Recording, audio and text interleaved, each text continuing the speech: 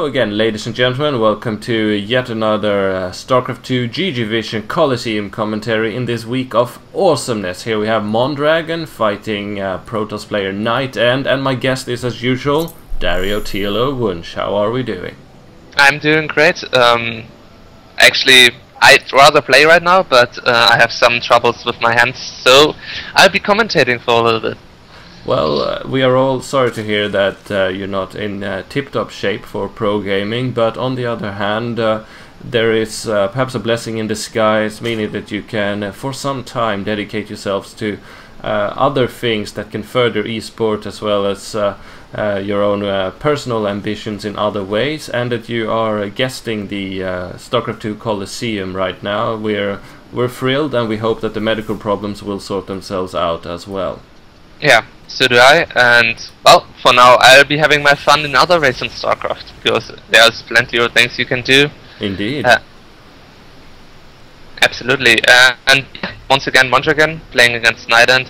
PvC, I like that matchup to see for Mondragon, because usually it's very stale.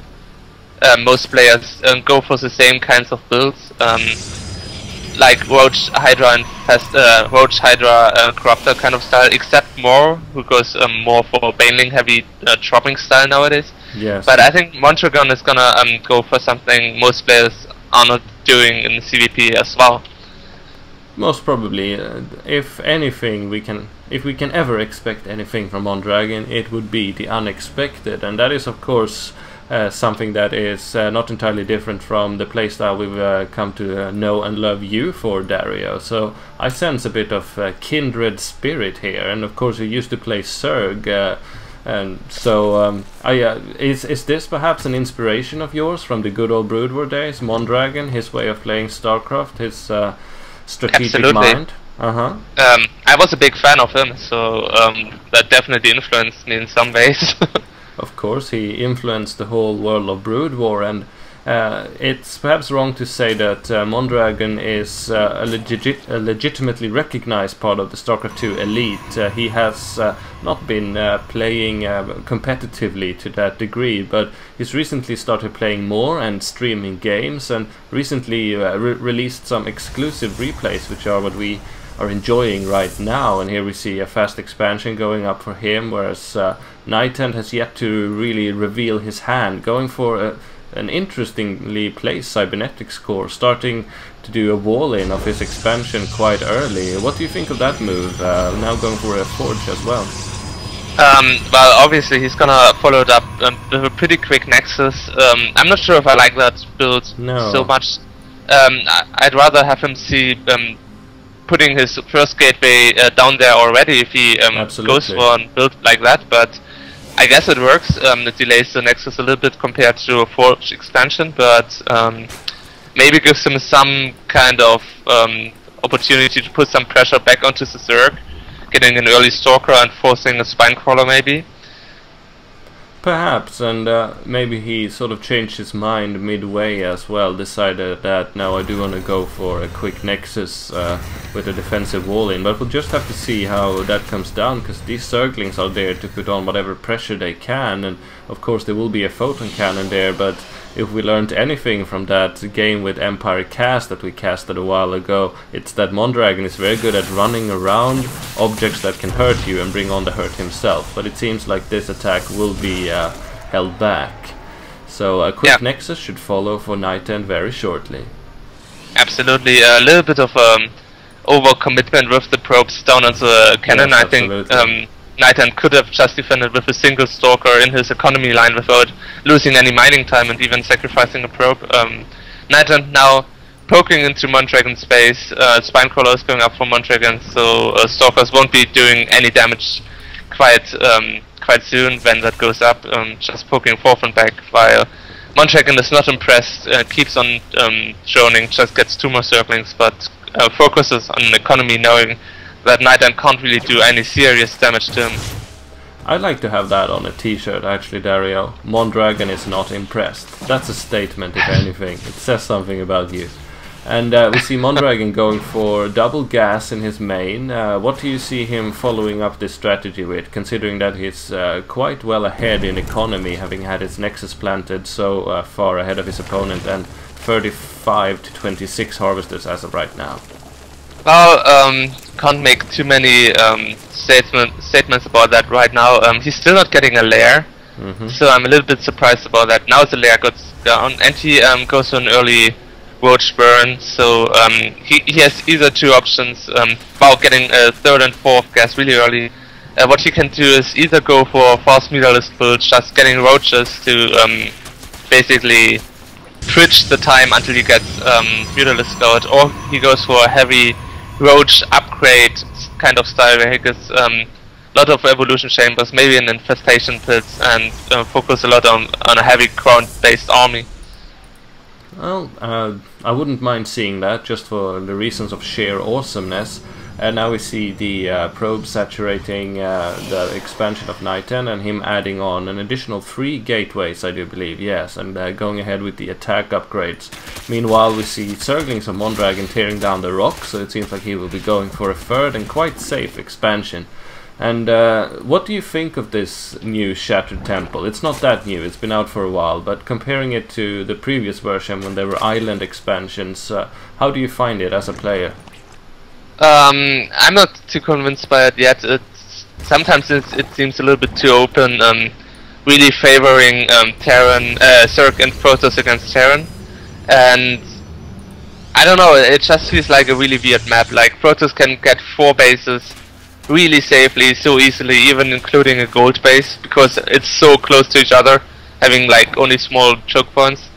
So I think overall it's a pretty Protoss favored map, and then again it's really open on the in the middle, so it gives Protoss Terran and Zerg a lot of opportunity to flank. So I don't know, it's a tricky map.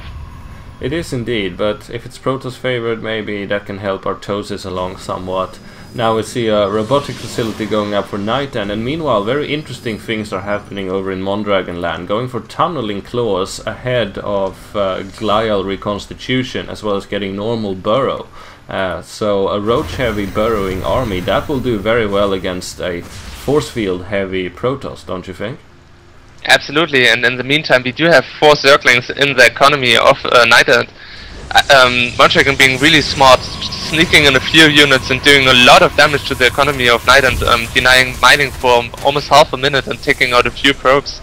Indeed, he definitely knows how to make a lot of damage happen with very small means, and that is of course the hallmark of an expert player. And again, Mondragon is perhaps not the best practiced or mechanically versatile player these days in StarCraft 2, but he has these Wytra-esh special tactics, if you will, now going out with a gaggle of burrowed roaches, and I only now see an observer being built by NightEnD. He can do so much with limited resources, he can be very surgical with his attacks, and that's just lovely stuff. Absolutely, a little bit of mismicro by Mondragon, he could have taken out a lot more Protoss forces, but already stealing a lot of energy, taking out a few sentries, is gonna help him out a lot into the late game, because Protoss is gonna have to invest a lot more gas and effort into defending in the mid game now, instead of having the opportunity to go for a really heavy late game army with a lot of gas units. Exactly, I mean, as you said, Mondragon did perhaps not take out so many sentries, only 1 or 2, but he forced NightEnD to use practically all of the mana on those sentries, which he, as you said, has been, he wanted to save them for the mid or late game battles. He has to spend so many force fields, but now there's an attack going on and a forge going down, and Mondragon just bravely retreats out of there, knowing that he's inflicted a lot of damage, because these sentries, they will be fairly useless for several minutes into the game now, and NightEnD adding on a second robotics facility. We'll just have to see what comes out of that. Will he go heavy on the Colossi, do you think? Well, considering he's only been seeing roaches so far by Mondragon, he's probably gonna be going for an immortal army, because well, obviously immortals are very powerful against roaches. Mondragon also adding a Spire, giving him more opportunity to switch around his play. Not sure how he's gonna utilize that, or maybe just fake around a little bit, making NightEnD a little bit worried about what could happen. Yeah, having a Spire is never wrong. Eventually, if the game goes on, you do want to be able to have Brood Lords, and as we saw, 4 Zerglings caused a lot of havoc just a couple of minutes ago, and 4 Mutalisks could definitely pick apart an unguarded Protoss base. So Mondragon, he knows again how to use those special tactics, and we see Ventral Sacs as well as Overlord speed going up, so maybe he's taking a page out of Morrow's book, going for drop. Yeah, absolutely, and I mean that is just Food War Zerg style. Mondragon was known for dropping a lot, and it just makes sense that he's gonna take that skill over to StarCraft 2 as well. And especially if you go for a Roach heavy build, you can't continue taking real fights because you're always gonna come out behind in a real battle. So utilizing Boar and having drops, yeah. Just forcing an engagement out of NightEnD and then backing off without taking any losses. Lovely stuff. Absolutely, absolutely. Roaches are so cheap, so losing a few of them, trading it against mana is a smart move. And now that he has drop almost finished, he's gonna spread out Roaches all over the map, burst them at as many points as possible, because Protoss is not gonna have so many observers to be able to spot Roaches at 3 or 4 different spots when they're burrowed. So I think NightEnD has to be very careful about what's gonna happen soon, being behind in supply, which is not a big deal if your opponent goes heavy for Roaches, but if the drops can do a lot of damage now, Mondragon is in a perfect spot.